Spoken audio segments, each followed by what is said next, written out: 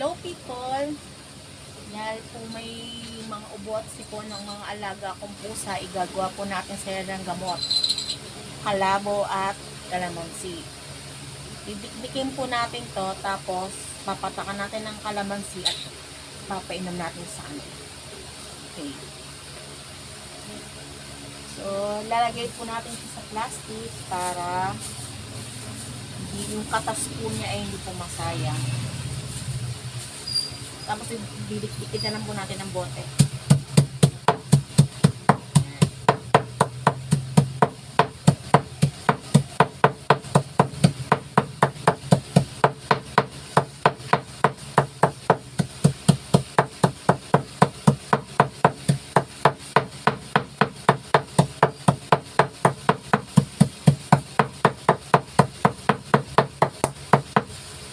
Pag ganito na po ang itsura niya, pwede na po siyang pigain. So, pipigain na po natin siya. Siyempre, nagugas naman po ako ng kamay bago ko to gawin. Pero kahit mga hayop yon, eh, kailangan malinis pa rin yung papainumin sa kanila.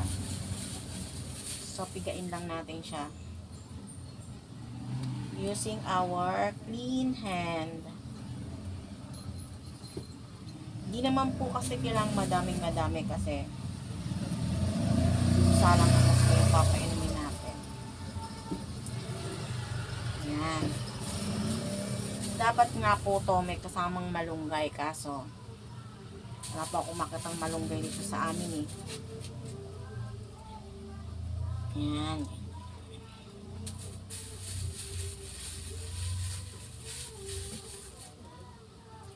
Yan. Pag po nakuha na natin lahat ng katas, pipigaan naman po natin siya ng kalamansi. Ayan. Tapos alugin natin. Okay lang po may buto kasi gogotahin naman po natin yan. Hindi naman natin isusubok sa kanila ng kutsara. Gagamit po tayo ng medicine dropper. So, painom na natin to sa alaga kong pusa. Let's do this! So, unahin na natin si Winky, yung nanay. Binalot ko po siya nitong damit para hindi siya makapalag at hindi siya makapangalmot. Siyempre, kailangan safety first pa rin po sa atin. Ayan. So, bubuka lang natin yung bibig niya. Ayan. Okay, diba? Nakainom na siya. Isa pa. Mabait naman to si Winky eh. Mabait pa inamin ng gamot. Sanay po itong minom ng gamot. Okay na. Next. Konti pa. Okay. Okay, next is si Matcha. Ito po ang next. Si Matcha ang napakabait. Hindi na kinakain mo. Ito po ang anak ni Winky. Inom.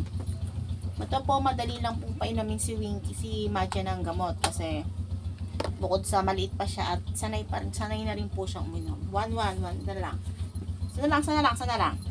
Matcha. Na lang. Okay. Yun lang po. Thank you for watching.